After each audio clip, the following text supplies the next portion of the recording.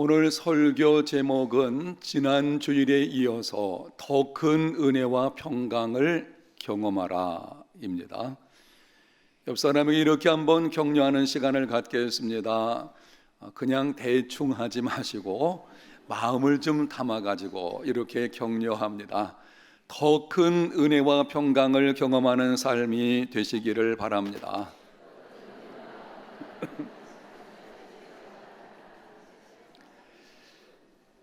더 큰 은혜와 평강을 경험하는 삶이 되라고 하면 오해하는 성도들이 있습니다.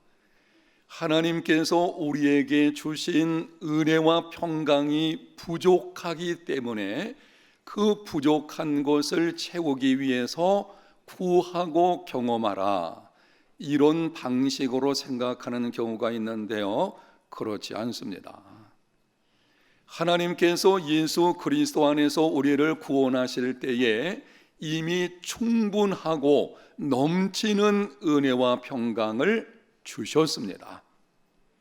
본문 3절 상반절에서 분명히 말씀을 합니다.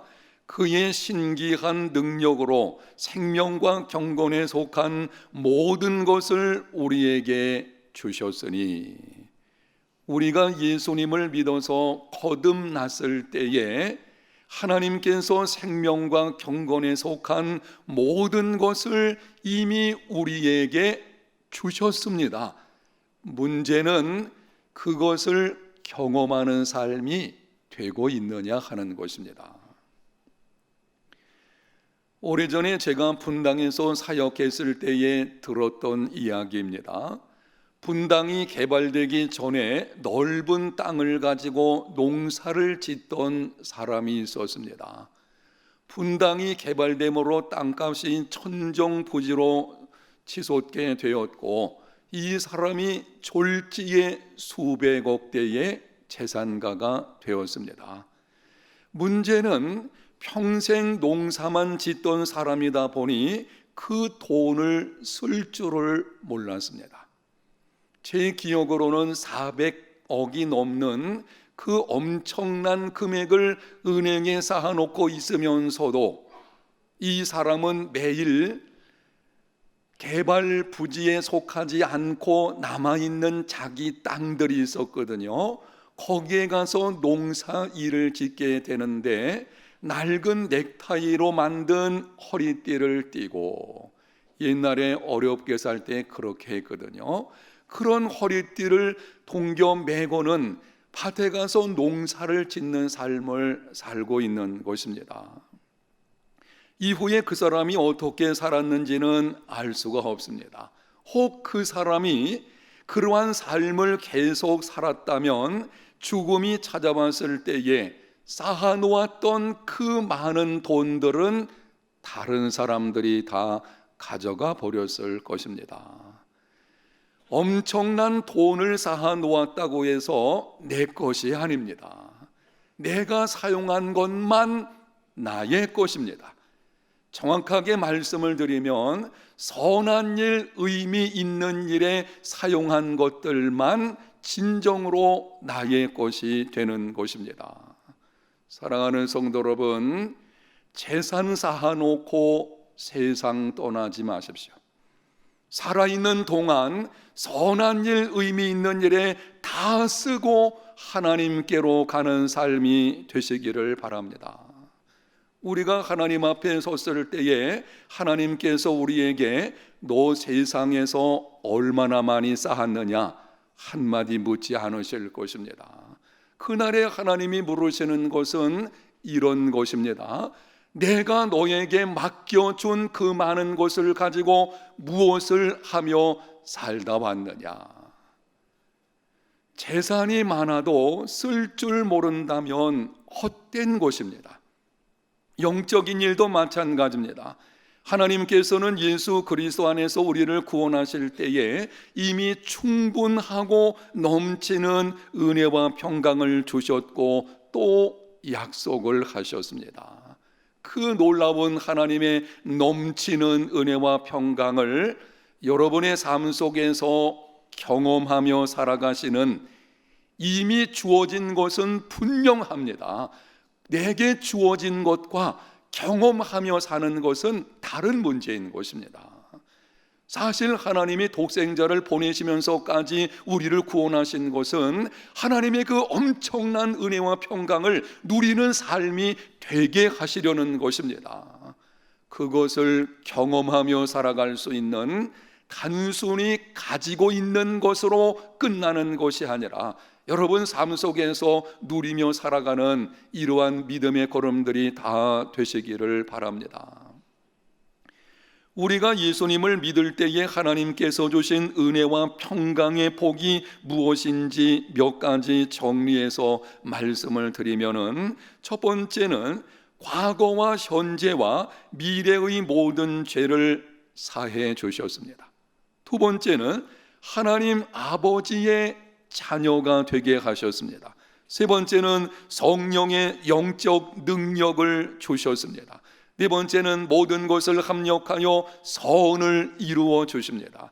다섯 번째는 삶에 필요한 것들을 채워 주십니다. 여섯 번째는 장차 들어갈 천국을 준비해 놓으셨습니다. 일곱 번째는 예수님 다시 오실 때 몸의 속량, 부활을 가리키는 것입니다. 몸의 속량을 받고 상급을 받게 됩니다. 엄청난, 넘치는, 우리가 생각했던 것을 뛰어넘는 이러한 놀라운 축복들을 이미 예수 그리스도 안에서 하나님이 우리에게 주셨습니다. 오늘 나오신 여러분들 가운데 아직까지 예수님을 믿는 것이 불분명한 분들이 있다면 주 예수를 믿으시기를 바랍니다. 누구든지 예수님을 믿으면 그 믿음으로 말미암아 영상에 기록되어 있는 이 7가지 넘치는 엄청난 축복들을 하나님께서 은혜로 우리에게 부어 주실 것입니다. 여러분이 예수님을 믿음으로 말미암아 이러한 복을 이미 소유한 자가 되었다면 가지고 있는 것으로 끝나는 것이 아니라 그것을 누리며 살아가는 더 큰 은혜와 평강을 경험하는 삶이 되시기를 예수님 이름으로 축복합니다. 과연 여러분들이 이 놀라운 하나님의 엄청난 은혜와 평강을 경험하는 삶이 되고 있는지, 그렇지 못한지 몇 가지 질문으로 확인하는 시간을 한번 갖도록 하겠습니다. 좀 전에 말씀드린 그 7가지 근거해서 여러분들에게 질문하게 될 것입니다. 잘 들으시고 정직하게 마음속으로 대답을 해보시기를 바랍니다. 여러분은 과거와 현재와 미래의 모든 죄가 용서받았다는 죄로부터의 자유함이 있습니까? 여러분은 하나님의 자녀된 특권을 누리는 삶을 살고 있습니까? 여러분은 범사에 함께 하시는 성령의 능력을 힘입어 살아가고 있습니까? 여러분은 하나님께서 반드시 합력하여 선을 이루어 주실 것을 믿음으로 고난과 역경 중에서도 인내하며 소망 중에 기뻐하는 삶이 되고 있습니까? 여러분은 하나님께서 필요한 것을 공급해 주시는 것을 경험하는 삶이 되고 있습니까? 여러분은 천국에 대한 소망으로 이 땅에서의 삶이 전부가 아님을 아는 삶이 되고 있습니까? 여러분은 장차 주님께서 다시 오실 때 몸의 속량과 상급이 있다는 것을 믿음으로 죽음도 두려워하지 않으며 선한 일을 힘쓰는 삶이 되고 있습니까?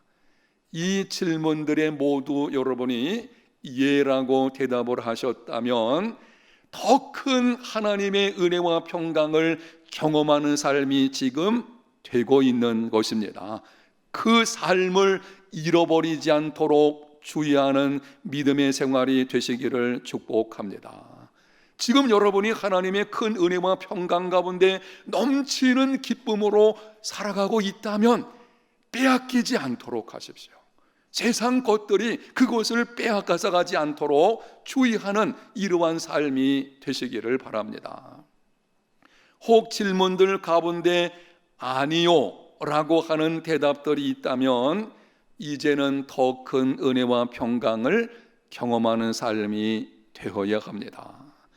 어떻게 하면은 하나님의 더 큰 은혜와 평강을 경험하는 삶을 살 수가 있겠습니까? 몇 가지 말씀을 드립니다. 첫 번째는 겸손해야 합니다. 이 말씀은 지난 주일에 이미 드렸기 때문에 더 이상 드리지 않을 것입니다. 두 번째는 한번 따라합니다. 하나님을 알아야 한다. 본문 2절에 이렇게 기록을 합니다. 하나님과 우리 주 예수를 알므로 은혜와 평강이 너희에게 더욱 많을지어다. 알므로 하는 말을 주목하며 본문을 다시 들어보십시오. 하나님과 우리 주 예수를 알므로 은혜와 평강이 너희에게 더욱 많을지어다. 더 큰 하나님의 은혜와 평강을 경험하려면 하나님을 알아야 합니다. 내가 지금까지 예수님 믿고 믿음 생활하면서 하나님을 알고 있는데 하나님을 알아야만 이러한 삶이 된다고 하는 것을 도대체 무슨 말을 하는 것인가? 여기 안다는 말은 간접적으로 하나님에 관해 들음으로 아는 것이 아닙니다. 물론 우리는 들음으로 하나님이 어떤 분이신지를 알 수 있지만 하나님에 관해서 아는 것과 하나님을 아는 것은 다른 문제인 것입니다. 여기 안다는 것은 하나님과 직접 만남으로 친밀한 교제를 통해서 아는 것입니다. 하나님과 직접 만나서 친밀한 교제를 나누는 것, 그것은 바로 기도하는 것입니다. 기도는 하나님 앞에 나오는 것이요, 하나님과 대화하며 하나님의 뜻을 나의 뜻으로 삼아가는 과정입니다. 기도는 하나님과 교제하는 것입니다. 그러므로 기도할 때에 하나님과 친밀해질 수 있고 친밀한 만큼 하나님을 알게 되고 하나님을 아는 만큼 더 큰 은혜와 평강을 경험하는 삶이 이루어지게 됩니다. 제가 오랜 세월 목회를 하면서 깨달은 것들, 오늘 본문과 관련해서 몇 가지 말씀을 드리겠습니다. 수십 년 이상 동안 목회를 하면서 많은 사람들을 만나고 또 들어보고 직접 제가 경험한 것들에 근거해서 여러분에게 한두 가지 말씀을 드리면, 첫 번째는 사람은 겪어보아야 한다는 겁니다. 세상 사람들도 다 이렇게 말을 하는데요, 이게 실제 우리 삶 속에서 진리입니다. 사람은 겪어보아야만 알 수가 있습니다. 부교육자들을 청빙할 때에도 경력이 화려하고 배운 것도 많고 상당히 괜찮아 보였어도 시간이 지남에 따라서 실망을 주는 사람이 있습니다.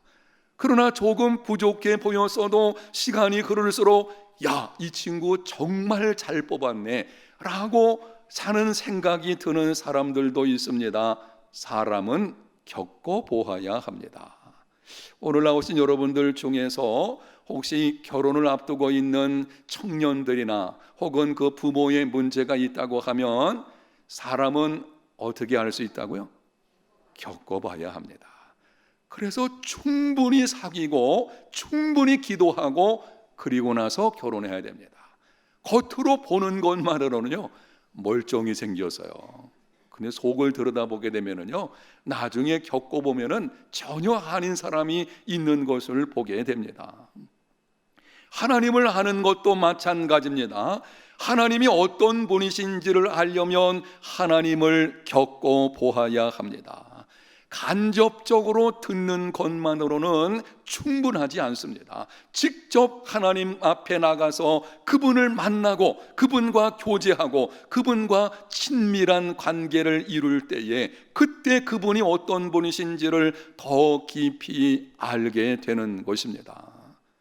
하나님의 은혜를 받는 방법 중 하나는 신앙 서적을 읽거나 설교나 세미나를 듣는 것입니다. 믿음은 들음에서 납니다. 그래서 신앙 서적을 읽을 때에 신앙의 간증의 내용을 듣게 되면은 가슴이 뜨거워지는 때가 있고요, 혹은 좋은 세미나를 여러분이 듣게 되어지면 도전을 받아가지고 이제는 내가 이러한 인생을 살아야 되겠다 결심하기도 합니다. 그러나 이 말씀을 주목하여 들으십시오. 간접적인 들음을 통해서는 믿음이 깊어지는데 한계가 있습니다. 들음을 통해서 내 믿음이 성장하는 데는 분명한 한계가 있다고 하는 것입니다. 흔들리지 않는 믿음, 세상을 변화시키는 믿음의 사람이 되려면 하나님으로부터 직접 듣는 시간이 있어야 합니다.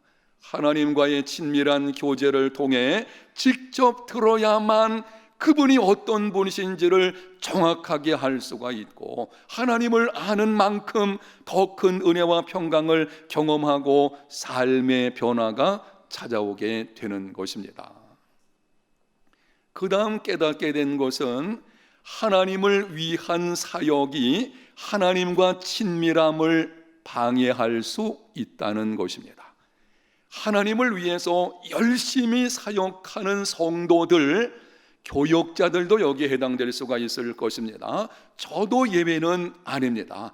하나님을 위해서 나름대로 열심히 사역하는 성도들이 이 말씀을 주목해 들어야 되는데요, 열심히 하나님을 위해서 일하는 것은 좋은 일이지만 자칫 그것이 하나님과의 관계를 멀어지게 할 수도 있습니다.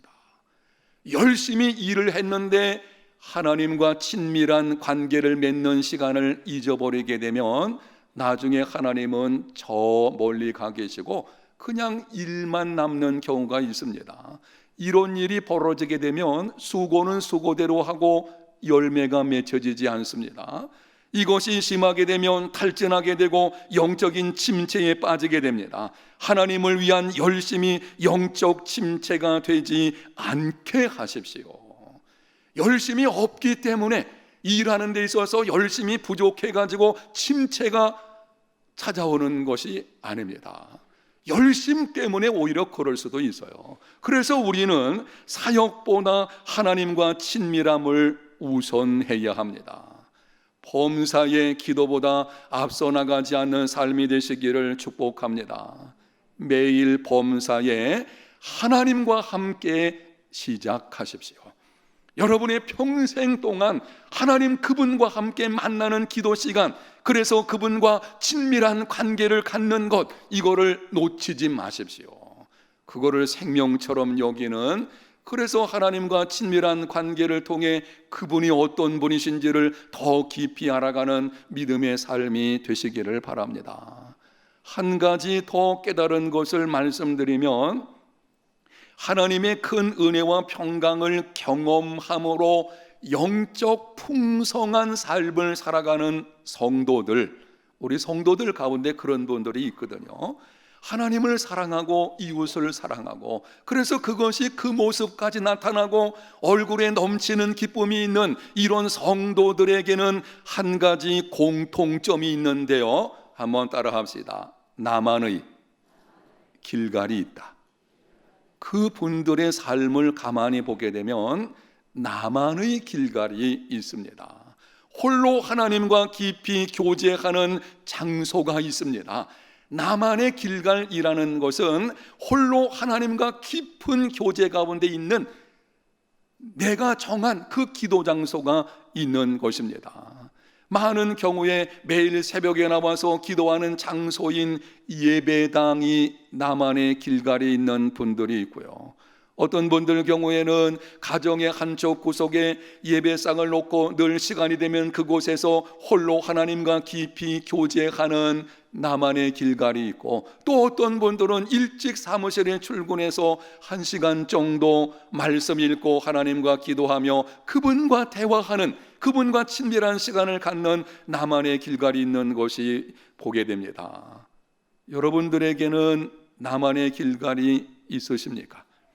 여러분은 홀로 하나님과 깊은 교제를 갖는 특별한 장소가 있으십니까? 목사님, 나는 쉬지 않고 언제나 기도합니다. 그거를 말하는 것이 아니에요.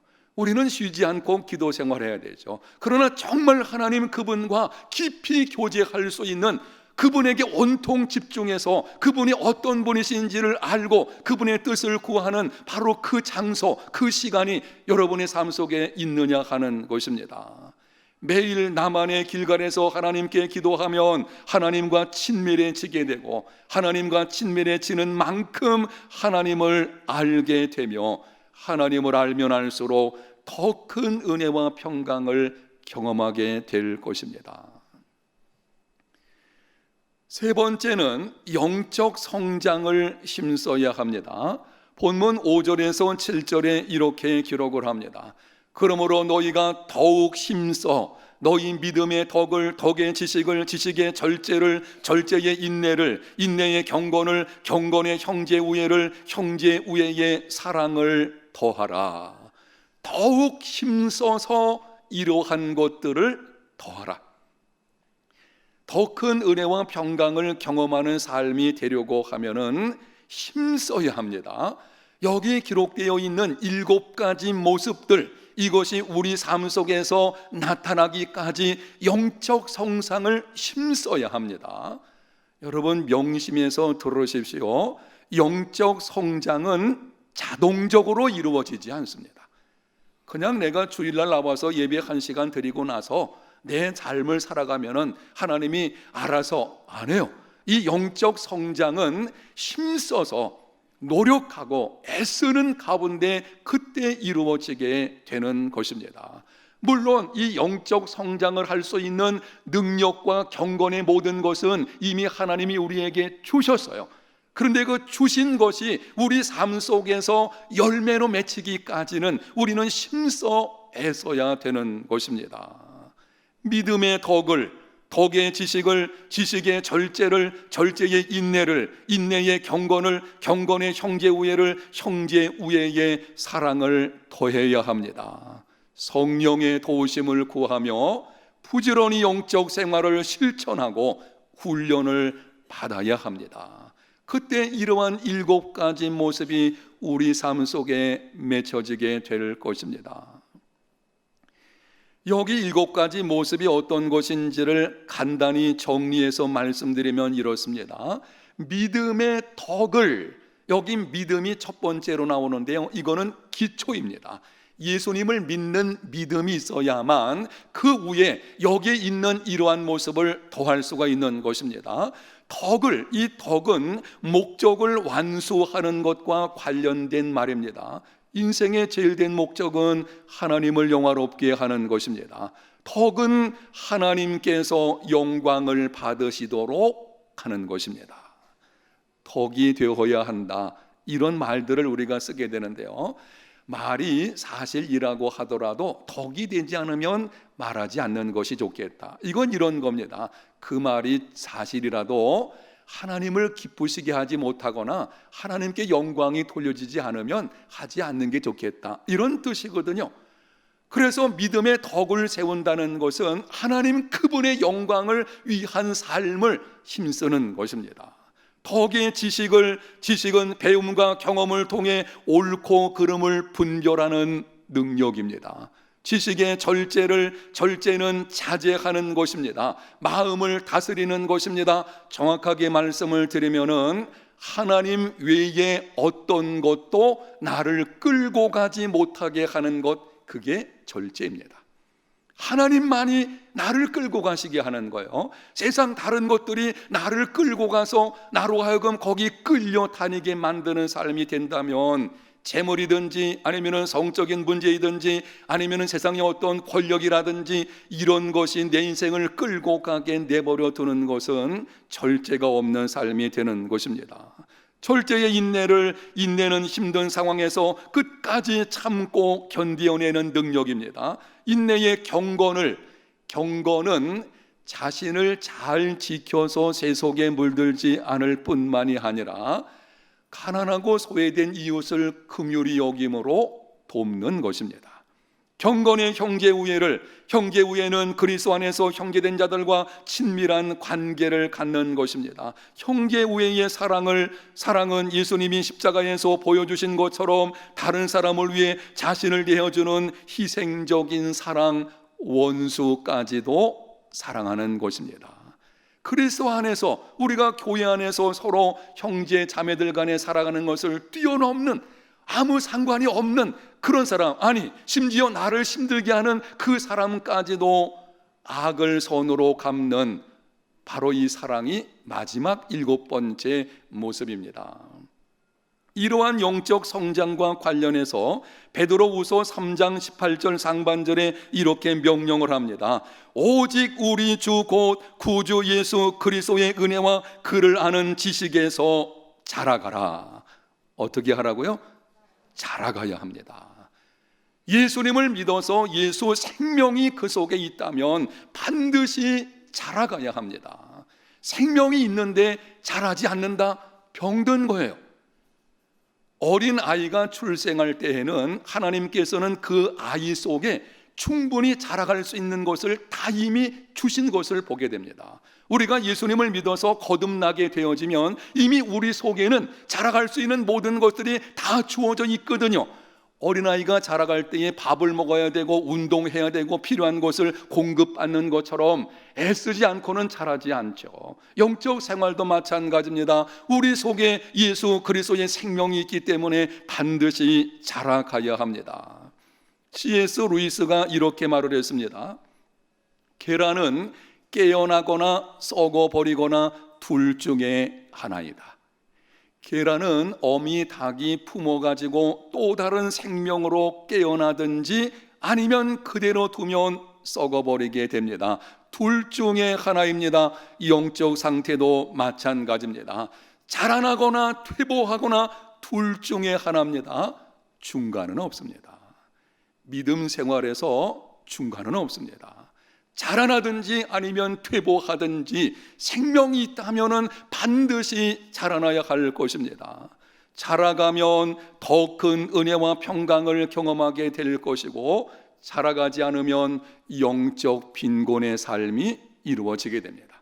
자라가면 건강한 믿음의 사람이 되는 것이고, 자라가지 않으면 병든 믿음의 사람이 되어버립니다. 안타까운 일들 가운데 한 가지는 오랫동안 교회 생활을 했음에도 자라가지 않는 거예요. 자라가지 않다 보니 병든 믿음의 모습이 나타나게 되는 것을 보게 되는데요. 몇 가지 말씀을 드리면, 첫 번째는 영적 매너리즘에 빠지게 됩니다. 예수님을 처음 믿을 때의 그 사랑은 온데간데 없이 사라져 버렸습니다. 이제는 말씀을 들어도 감동이 없고 찬송을 불러도 기쁨이 없습니다. 기도 시간은 지루하기만 하고 이웃에 무관심합니다. 의무감 속에서 신앙생활을 합니다. 영적 매너리즘에 빠져 있는 것입니다. 두 번째는 공로의식을 갖습니다. 그동안 교회를 위해서 한 일들을 마음에 있는 계산장부에 기록을 해놓습니다. 그리고 섭섭한 일이 있으면 그것을 꺼내서 확인합니다. 불평하고 원망합니다. 뭔가 잘못되어져 있습니다. 그동안 애를 쓴, 내가 주님을 위해서 애를 썼다 그래서 그것이 우리를 다 자라게 하는 것은 아닙니다.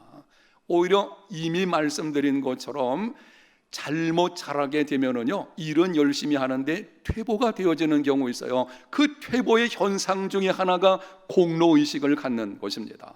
세 번째는 정죄하고 판단하는 자리에 앉습니다. 다른 사람보다 자신을 영적인 사람으로 생각을 합니다. 오랫동안 교회 생활에서 들은 것은 많다 보니, 그리고 다른 사람에게서 보여지는 것들을 여러 가지 측면에서 생각하다 보니 마치 자기가 영적으로 뛰어난 자처럼 생각이 돼가지고 다른 사람을 정죄하고 판단하게 되죠. 믿음이 약한 사람을 판단하고 고난 가운데 있는 사람을 정죄하고, 이거는 병든 믿음의 모습 중에 하나입니다. 네 번째는 기득권 세력이 됩니다. 텃세를 부리며 새가족들을 무시합니다. 증상이 심해지면 교회를 좌지우지하려고 합니다. 자신이 없으면 교회가 안 될 것으로 생각하기도 합니다. 사실은요, 하나님의 일은 하나님이 하시기 때문에 내가 없어도 하나님은 다른 사람을 통해서 하실 수 있어요. 그래서 우리는 이 기득권을 가져서는 안 되는 것입니다. 여러분, 지금 말씀드린 이 네 가지 이런 모습이 있게 되면은요, 병든 믿음의 모습의 사람이 되는데요, 이런 현상들이 찾아오게 되면 신앙인이 아니고 종교인이 되어버립니다. 사명을 잃어버립니다. 교회와 세상에서 좋지 않는 영향력을 끼치게 됩니다. 혹 나에게 이러한 증상들이 있다면 벗어나야 합니다. 영적 매너리즘에서 벗어나서 영적 풍성한 삶이 되어야 합니다. 공로의식에서 벗어나서 이제는 수고한 것만으로도 감사하는 믿음의 삶이 되어야 합니다. 정죄하고 판단하는 자리에서 벗어나서 이제는 믿음이 약한 자의 약점을 담당하는 자가 되어야 합니다. 기득권을 내려놓고 이제는 겸손히 섬김의 자리로 내려가야 합니다. 어떻게 하면은 이러한 삶의 변화가 우리에게 있을 수가 있겠습니까? 따라합니다. 자라가야 한다. 자라가야 합니다. 이제는 좀 자라가야 할 것입니다. 성령의 도우심을 구하며 영적 성장을 힘쓰십시오. 본문에 기록되어진 7가지 영적 성장의 모습이 나의 인격이 되어지고, 그리고 그것이 내 삶 속에서 나타나기까지 부단히 힘쓰고 애쓰는 이러한 믿음의 삶이 되시기를 바랍니다. 배워야 할 것을 배우십시오. 기도의 자리에 나가서 하나님 그분을 만나십시오. 그분이 어떤 분이신지를 깊이 알아가십시오. 그러는 중에 저와 여러분의 믿음이 점점 영적으로 성장해야 되는 것이고, 신앙생활이 오래될수록 좀 성장도 같이 이루어져야 이게 균형 잡힌 건강한 믿음이 되는 거예요. 그런데 교회 생활은 오래 했는데 자라가지 않으면 아주 우스꽝스러운 언밸런스한 이런 믿음의 모습이 나타나게 되는 것이고, 거기에 교회의 병폐들이 나타나게 되는 것입니다. 이런 믿음이 아니라 이제는 자라가는 중에 영적으로 성장하는 만큼 더 큰 하나님의 은혜와 평강을 경험하는 삶이 되시기를 바랍니다. 오늘 나오신 저와 여러분 모두, 우리 해운대 제일교회 모든 성도들, 더 큰 은혜와 평강을 경험하는 삶, 그래서 세상을 이기고 자신이 변화되어지고 영적 풍성함 속에 살아가는 이러한 믿음의 사람들 다 되시기를 예수님 이름으로 축복합니다. 하나님 아버지, 우리 해운대 제일교회 모든 성도들 더 큰 은혜와 평강을 경험하며 살아가는 삶이 되게 하여 주시옵소서. 우리는 교만합니다. 성령님 도우셔서 겸손한 사람 되게 하여 주시고, 하나님과 친밀한 관계를 통해 하나님을 더 깊이 알아가는 삶이 되게 하여 주시며, 영적인 성장이 끊임없이 우리 가운데서 이루어지는 자라가는 믿음의 사람들 되게 하여 주옵소서. 예수님 이름으로 기도합니다. 아멘.